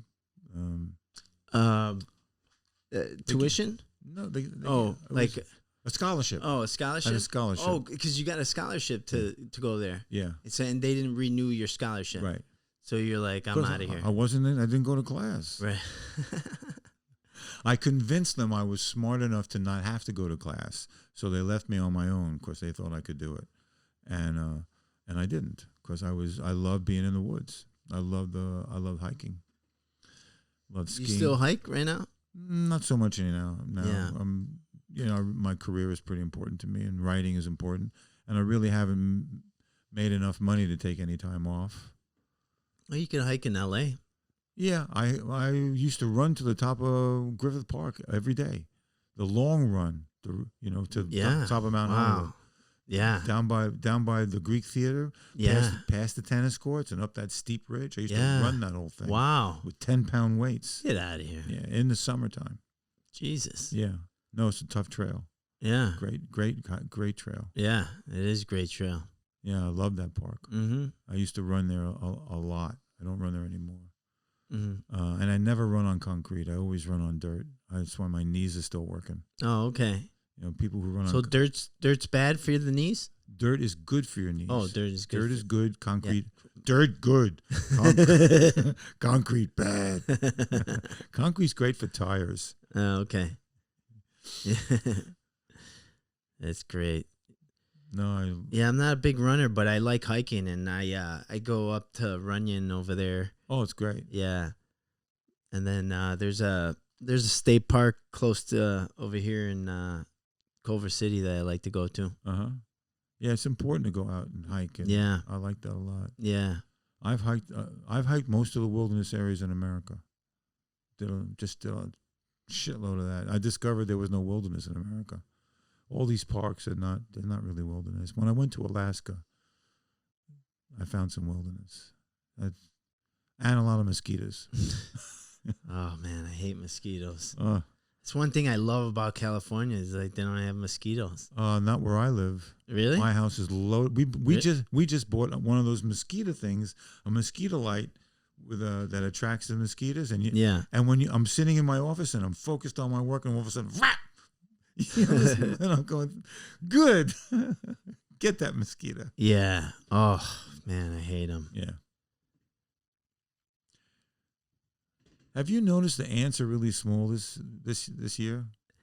Have you seen any ants? I did, and it's funny that you say that. I mean, I just saw some last night in the kitchen. They're tiny. And they're tiny. Yeah, I just thought they were like new babies or something. No, I noticed it there because they eat my cat's food, and my cat's bowl was full of ants, and I looked at them. What the fuck are these little dots running around here? And then I asked a good friend of mine who's a pest control guy. He said, yeah, he noticed it also. So apparently there's something changing. Because when I was in Croatia, I went there to do a gig in Croatia. Yeah. And the ants in Croatia are huge. And they have shells like cockroaches. They're huge. The ants are like tanks. They're communist ants. They're really tough. And when you step on them, they crunch. You can hear them crunch. Yeah, how was Croatia? Oh, Croatia was beautiful. Yeah? Croatia was phenomenal. I did a music gig there. I was working for a lady who acts for the National Theater. And it's gorgeous. Yeah? Gorgeous. Just beautiful people. Yeah. Beautiful city. Ancient. Yeah. Really old. The city I was in was called Split. Long trip, 27, 28 hours. Oh, Wow. long flight, Yeah. but great people. So, like, do you play with an orchestra, or who do you play with? I can. You can? If Yeah. it's necessary, I can. Most of my career I was playing with my own band. We played what I call Zen jazz. It was like African, Japanese, Jewish, Latin, Caribbean bebop. It was a great mix of genres. I had some great players with me, and they're still around. The band could still happen, but I focus now mostly on comedy. Mm. Have you found that musicians have a really good sense of humor, and a lot of them are funny? They think they are. Yeah. You know, I'd be on stage, and I know what comedy is, and my keyboard player is trying to tell a joke. Shut the fuck up. You know, I'm the band leader. I'll crack the jokes. What you're saying is not funny. Nice. Shut up. Play your piano. Play your piano. I didn't pay you to crack a joke. That's funny. Yeah. And some of them are funny, but it's a different kind of. Yeah. You know. And musicians can handle some intense, sexual jokes. They're pretty freaky themselves. Mm-hmm. So that's good. Yeah. You know, I always like having musicians in the audience because, if you can make the band laugh, that's usually a good sign. You're doing good, at least for the band. Yeah. But you might be losing the audience. Yeah, so they can be funny, but that's not the gig. So what brought you to L.A.? I knew I was running a jazz club in Seattle called Matzo Mama's Jewish Jazz Club, and I was doing all this stuff. I think I told you before, I was booking it and playing trumpet and flute and piano and doing the press, and I did that for about 2 years. A lot of cocaine back then also. But I knew I had to get out of Seattle because it rains. Yeah. It's depressing, right? Highest rate of suicide in the United States. Yeah. Seattle. There's a bridge that people jump off of. Really? I forget the name of the bridge, but the bridge goes over. It's half water and half land, and where the water is, people have a houseboat that's docked down there, and it's hard to get a houseboat spot. So that was the only spot that was left. So this guy has his houseboat right under the bridge, and that's where the people land on his houseboat. Come on. Are you serious? I'm serious. That's hilarious. Twice, 2 times a year, somebody plop Oh my God. right on his deck. Oh man. And nobody wants to trade with him. Wow. Yeah. I forget the name of that bridge. Oh God, I wish I could remember the name of it. I forget. Yeah, So Long Bridge. Goodbye. Good riddance. Adios. Yeah. Yeah, man. And they have a big substance abuse problem over there too, right? Huge. Yeah. That's why. I was living there. Yeah. That's what it was. Yeah. A lot of cocaine. I don't know about now. I don't know what's going on now. But they also have Cornish Art Institute, a great school for arts and dance and music, and they have a lot of great musicians living up there. I was running the jazz club, and we had a lot of great nights, just great. And we had some horrible nights. One night I heard about a now this is 30 some odd years ago. Yeah. I heard about a traveling Jewish jazz band from Russia. Now, in Russia, back then, to being Jewish was not good. Mm-hmm. Being a jazz musician was pretty much outlawed. Wow. They were against jazz because it was too free. Oh, okay. They didn't want people to be free. Right. So being a Jewish jazz band, and they're on tour, and I said, I got to book these guys. So I booked them, never heard them, I just booked them. And I started to do the press for it, and all the Jews in Seattle were going to come to this gig. It was going to be packed night. Uh-huh. And finally the band shows up, and they stink.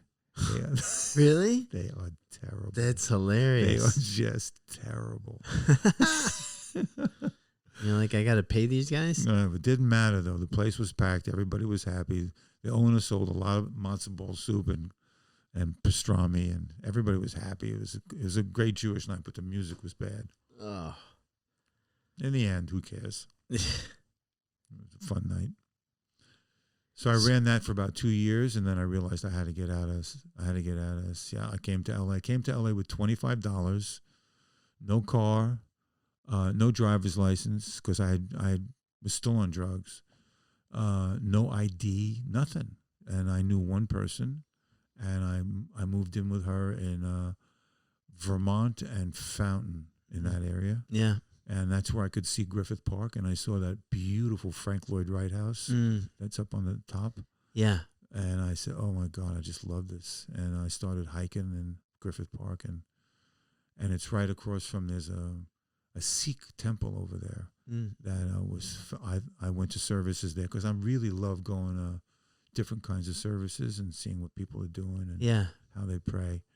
And the one thing I noticed was they had a great ritual in the Sikh temple where they would just kind of go nuts at one moment when the head guys, everybody go nuts, and everybody went nuts. And then after they went nuts, that's when he collected the money. And I said, that's smart. Everybody's mind is open and they feel free and liberated. That's the best time to ask for money. Yeah, it's true. It was great. Yeah. Most religious leaders know the best time to ask for money is after the band plays. It's entertainment. Oh, nice. So I moved in there. That's quite a few years ago, and lived there for a while. I did some jobs. The Natural Fudge. You probably went around then. The Natural. You know Stephen Allen Green by any chance? The actor? He's a comic. Oh. Stephen Allen Green is a comic. He used to run an open mic night at the Natural Fudge restaurant. It sounds familiar. Yeah. Yeah. He's still around. He did a lot of work at the Comedy Store for a long time, and he's a great writer. But I started performing and started doing comedy and playing music. Were you clean at this time when you started comedy? No. Definitely not. I wasn't clean my first few years in L.A., because the person I moved in with, her brother was a dealer. Oh. Which was one of the reasons I moved in with her. I had a good connection. Close by? Yeah. He lived in down by Disneyland somewhere down in that area, but we would go get our drugs. No, I was still stoned. So it is the happiest place on earth. Yeah. Wow. And so you got clean in L.A.? I stopped using in L.A., and then I didn't know about AA or NA or any of that stuff, so I just quit on my own because I was dying. And then years and years later, so I was dry for a long time, and then years and years later, I discovered, because the problem with addiction is not necessarily the cocaine or it's the thinking, and my thinking was really bad. I was very antisocial. I was terrified.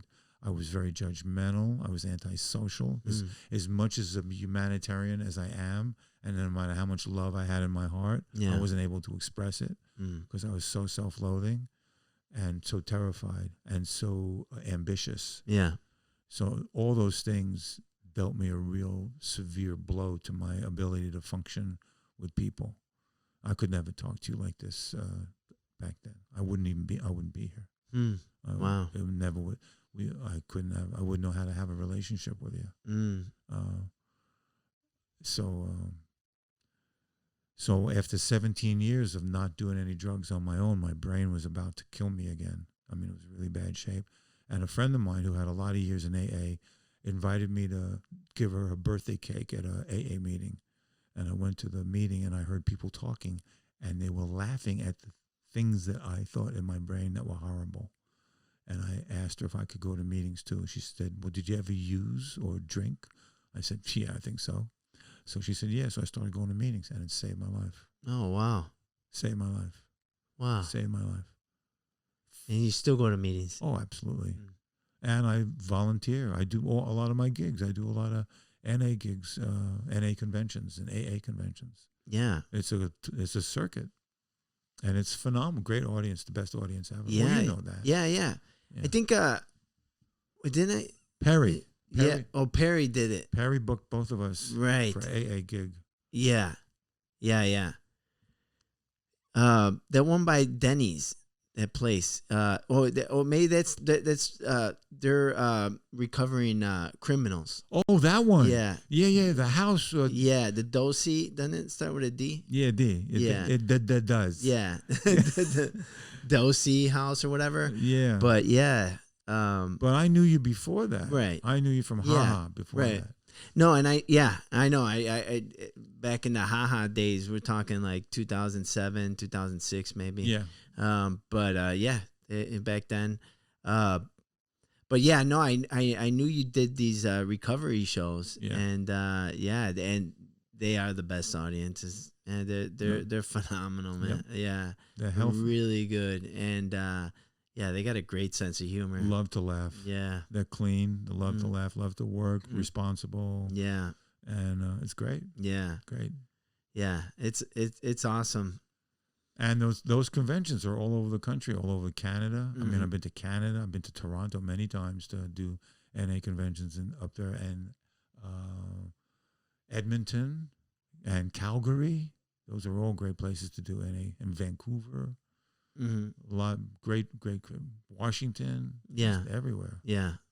So That's cool. Yeah, no, I'm in, man. I love those shows, and they're a great group of people. yep. And I think it's awesome. Well, And as soon as there's another one, I can't wait, buddy. Yeah, I'm there. neither can I.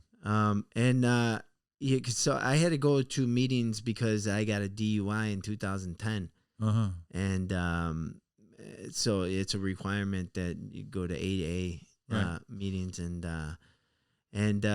so it's like I got to see, that. What you said, those people laughing about what you were thinking. Yep. Yeah. So, and also I was really entertained actually, by the speakers and the stories. Do you ever do that? Oh, talk? Yeah. Oh, I speak. I get asked to speak a lot. Yeah. Oh, do you? Yeah. I got 20 years now. I just celebrated 20 years in recovery. Oh, okay. And I still go to meetings. Yeah. They're all Zoom now. They're Zoom meetings. Mm-hmm. But those things are necessary, especially now when there's no comedy. Yeah. What Right. Yeah. the fuck? Right. Gotta be with people. Yeah. It's critical. Mm-hmm. And I usually, 20 years, I'm not unhappy anymore. And I don't want to go to a meeting and brag about being unhappy. I'm not in that space. Right. So I talk about things that are happening that are really positive. Okay. Because, I did drugs, but look at me now. Yeah. It's great. Yeah. Yeah. Great life. There's always, things to deal with, but fuck it. Yeah. I know I'm going to get through. Yeah. And that's cool with them. It has to be. It has to. I just got asked to speak at a live meeting in Pacific Palisades. Oh, okay. In a theater. It was really cool. And it was a real meeting. Nice. It was great. Yeah. How much time are you doing?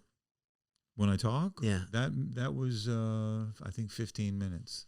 Really? Yeah. Oh, because I know when I was in the meetings, they ran pretty long, like an hour. Some of them. Yeah. That's a speaker meeting. Oh, okay. So I do that too. Oh. I do when I do my comedy shows for NA, they're always an hour. Mm-hmm. Sometimes an hour and 10, something like that.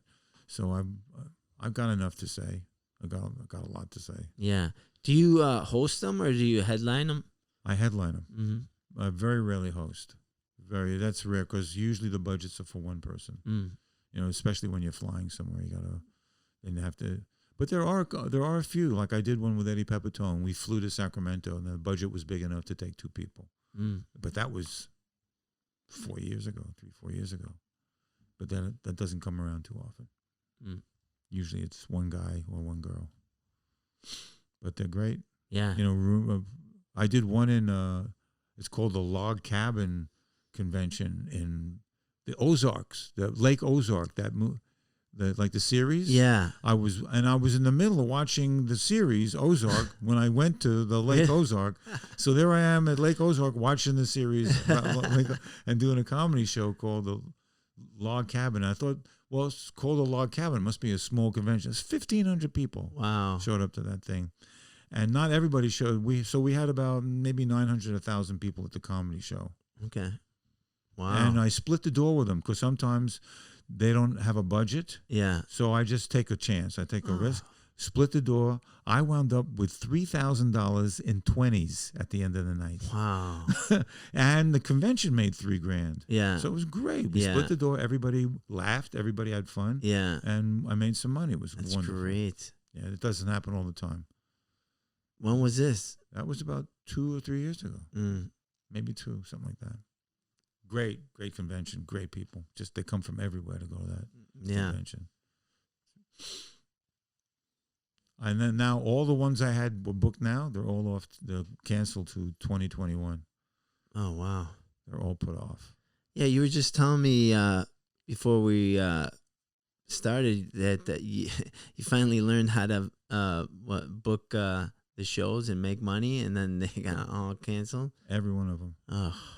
And I booked my wife. My wife has a great 9 to 10 piece all female Latin band that's phenomenal. Yeah. And I was in charge of booking it, and we got gigs with 20,000 people, 10,000 people, just huge gigs. All of them got canceled. It's that's awful, man. Well, you know, it is what it is. We learned to live with it, and here we are. Here we are. And everything's okay. Yeah. You know, I really wish that we could be doing those gigs, because doing those gigs would have propelled us even further. Yeah. And gotten, but it's gone a whole different way. So it is what it is. And of course I blame Trump for all of it. Excuse me for being political, but I believe he really screwed up this whole thing with the virus. Yeah. You think he reacted too late? I don't think he reacted at all. He defended himself too late.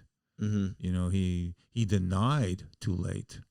And then the virus didn't care about his denial. The virus don't give a shit about him. Yeah. And now the virus is proving him wrong. And now he's accepting the congratulations for doing what he should have done a long time ago. But he didn't have the intelligence to do it because he didn't think it was worthy his time or whatever it was. Yeah. Just total denial. He didn't want to be part of anything negative. I think Trump hates himself and has no idea.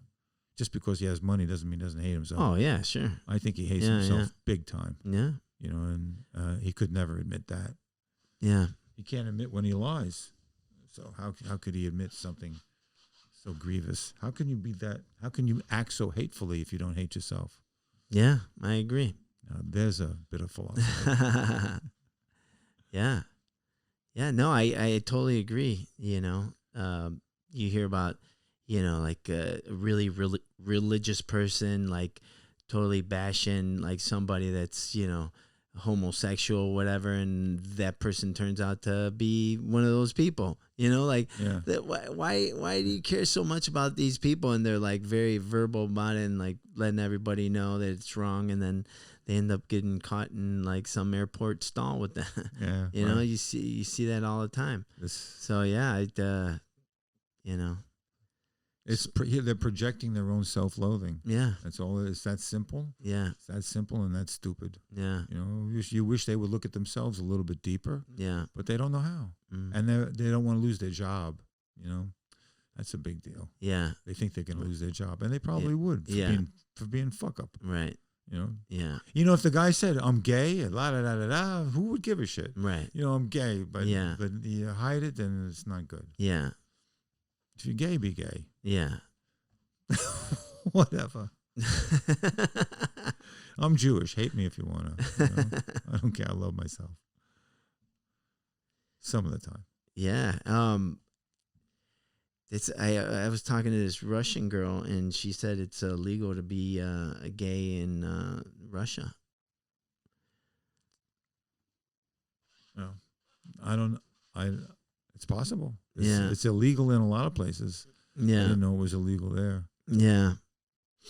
Putin is one of the biggest capitalists ever. You know, if you want to find a capitalist, you know, he's the biggest capitalist in Russia is Putin. Yeah. He's a billionaire. Oh. Yeah. Nobody knows how much he owns. Yeah. Nobody comes close to knowing. Yeah, yeah. Anyhow, it's full of hypocrisy and full of bullshit and full of lies, and we have to find our way through it or just not pay attention. I know sometimes when I see shit like that, I just have to say, David, what's funny? Right. You know, and sometimes, you know, if I say something funny about Trump or I can insult a racist, I know how to insult racists really well because it's so stupid. But then there's another level of comedy that's even higher that goes way beyond insulting anybody. What's that? Well, it's musical comedy. It's, you know, something that has nothing to do with politics or has nothing to do with religion or gender. It's just an act, something that a gift that somebody has been blessed with to do. Like there's certain things I do on instruments that are very funny that transcend any religion or anything or words. So I like to go there, you know, because the insult jokes are relatively easy, especially, you know, we're smart. So it's easy to insult stupid people. Yeah. And it gets a laugh. Yeah. You know, it gets a laugh, but there's always something higher. Yeah.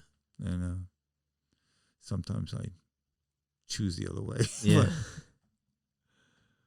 But, you know, philosophy, you know, philosophical jokes. Yeah. You know, like the religion I invented was Zen Judaism. That's everything is sacred and everything is marketable. To a lot of people, that's very funny. Some people, they don't get that joke at all. Yeah.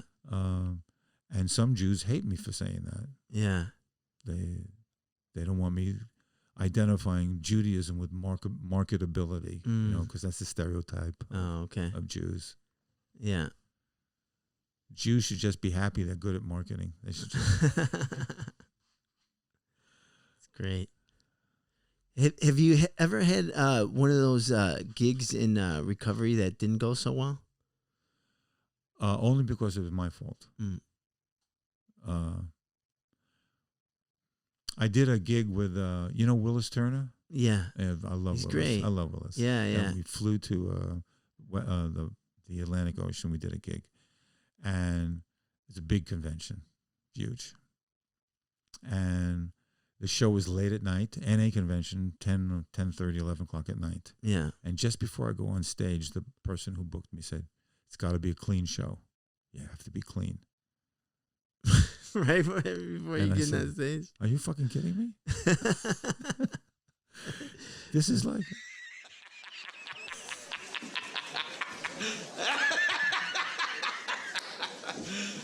You serious? And she said, no, you have to be clean. And my act for NA is totally vulgar. Yeah. I mean, just brilliant. Yeah. Brilliant pussy joke. Yeah. Just one pussy joke. I love them. And I had to get on stage and I said, what the fuck? And the room is packed. Yeah. And it's all mostly, I would say 99.8 black NA gig. Yeah. Addicts. Yeah. Junkies. Right. Clean. Yeah. 10:30 at night at an NA convention, and I'm supposed to not say pussy or fuck. Wow. And it was torture. Yeah. It was torture. No, I know. I've done those gigs. There was one black guy saw I was suffering on stage. He came running up and he hugged me. No. Oh, that's the worst. That's the worst, man. When they feel sorry for you. They felt so bad for me. Oh, no. It was like the Apollo, only I couldn't get on stage.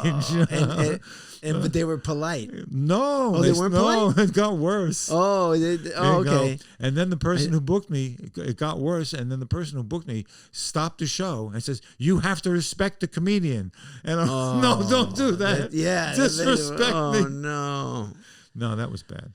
Wow, but you stuck to your guns and you didn't go dirty. I couldn't. They wouldn't. If I went dirty, they wouldn't pass. Oh, really? And it cost a lot of money to get there. Yeah. So we needed to get paid. You need to get paid. Yeah, I know. I get it. So we got paid. Yeah. It's not like you just drove across town. No, you know? no. It was a long flight and a long drive. Oh. So that was a lesson. Holy shit. I've learned a couple of lessons. There was another one that was bad. But, I don't think you get to be really good if you don't get really bad. Sure. You have to die. Yeah. Die. Yeah. Just die. Yeah. Go home and crawl into bed and fucking die. Yeah. And then you learn. And Yeah. if you don't have the guts to get back up, well then you weren't meant to do this. Right. No, I totally agree. But I mean, it's so funny because like most people associate like you falling on your face or failing is, oh, it must not be for you. Like, they don't get it. You know what I mean? You need to fail at things, and that's how you learn. Yeah. And then you coming back makes you stronger, and it makes you better, and you overcame that. And but I mean, I just think that it's just known, or like people believe that, oh, if you fail at that, you must not be. It must not be for you. Well, I know better. Mm. I mean, I really know that I'm born to do comedy. There's no doubt. I'm born to do music and comedy. There's no doubt in my mind. Mm-hmm. So nobody can tell me anything else. I can feel bad because that happened. Yeah. And there have been other times when I had a bad show that you just bomb. You just do it. It happens. Yeah. And I can't blame anybody except for either my own inexperience or my own fear or my own ego, or I'm losing control, or I get so scared I forget what I'm supposed to say, or I get so scared that I do the setup to the joke, which is tragedy, and then I forget to do the punchline because I'm nervous, and my need for approval is so great that it fucks me up. I've been there enough times to not let that happen again. So I say that I'm going into new areas of comedy, which are really threatening. Yeah. Which is cool. I have to go where it's threatening. Because if I'm not scared, what the fuck am I doing up there? I mean, what am I saying? I got to say something that's risky. Yeah. I love the risk. And yeah. I hate the risk, and I love the risk. Yeah. Because I know I love it when I'm by myself and I'm walking. I love the risk. That's where my brain goes. Yeah. It doesn't go to save shit. No. It goes to the risk, and then I say, oh shit, I got to say that in public. And that's what you've been doing. Yeah. It's great. Yeah. Yeah, because it's scary.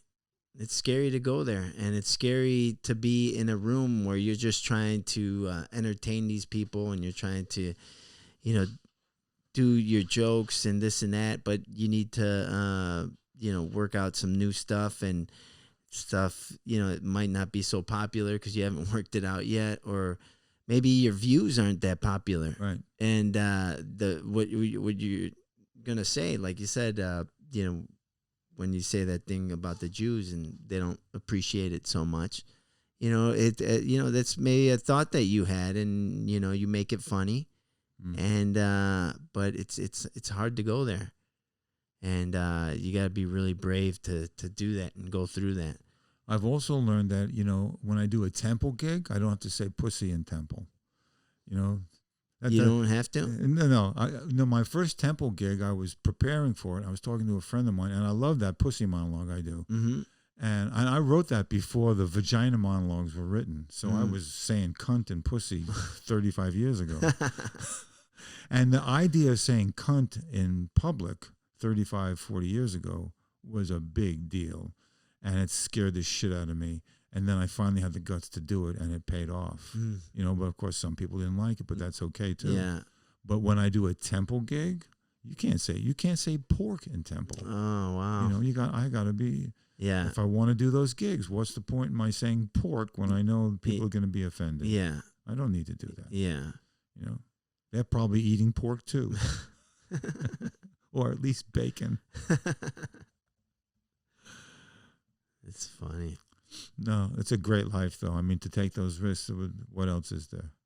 No, there's nothing better to like put your neck out like that, on this, maybe this thought that you have, and you doing it, and it, getting laughs, and there's nothing like that. And then all of a sudden you got a new bit.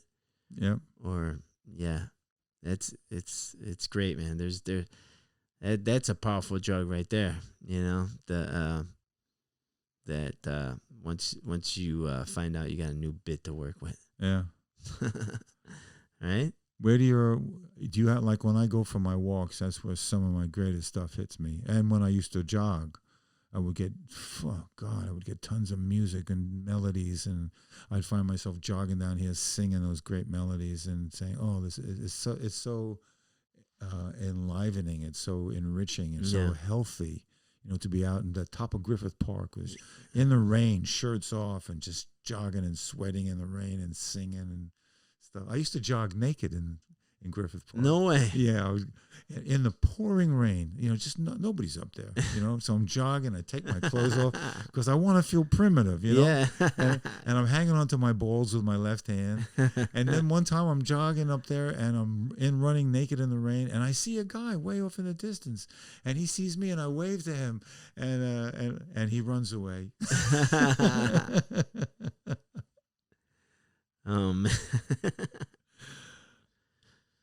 Yeah, that'd be a bad time to see a mountain lion, right? Like, oh, look at those berries over there.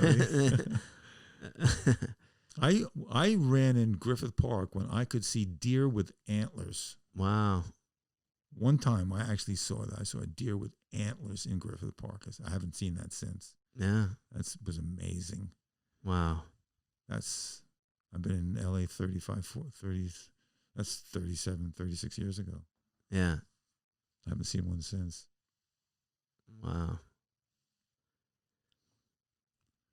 So you think you'll stay in California? No, I don't think so. I think we'll probably go somewhere. I don't know where. I want to be a lot more successful before I leave, so that I can go anywhere.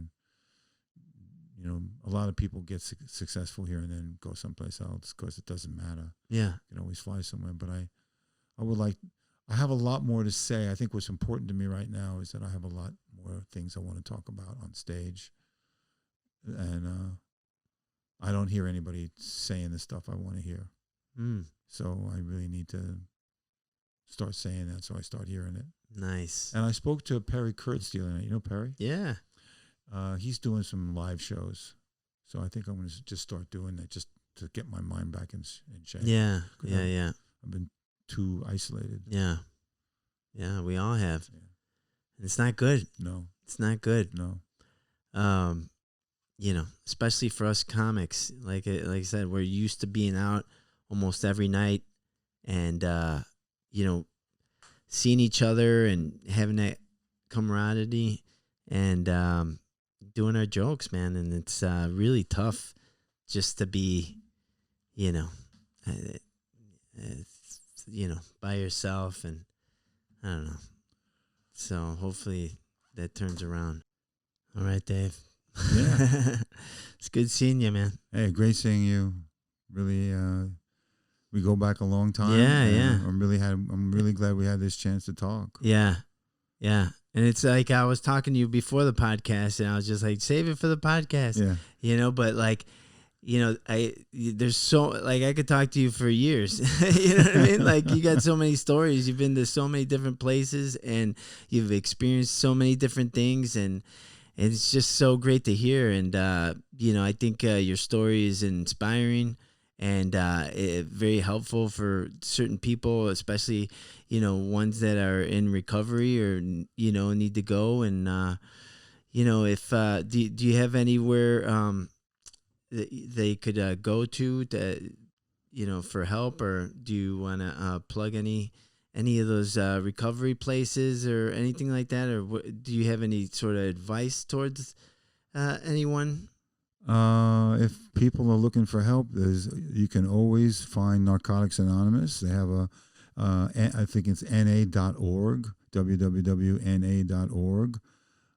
If you want to talk to me, you can find my website, www.davidzasloff.com. I'm always open to helping however I can. That's great. It's part of what we do. And no judgment. No. Yeah. Just we're here to help. People help me. And I'd love to talk to you again. Awesome. Well, thank you for coming by, and I appreciate it. And this was a lot of fun. Thank you, man. Thank you, buddy. All right.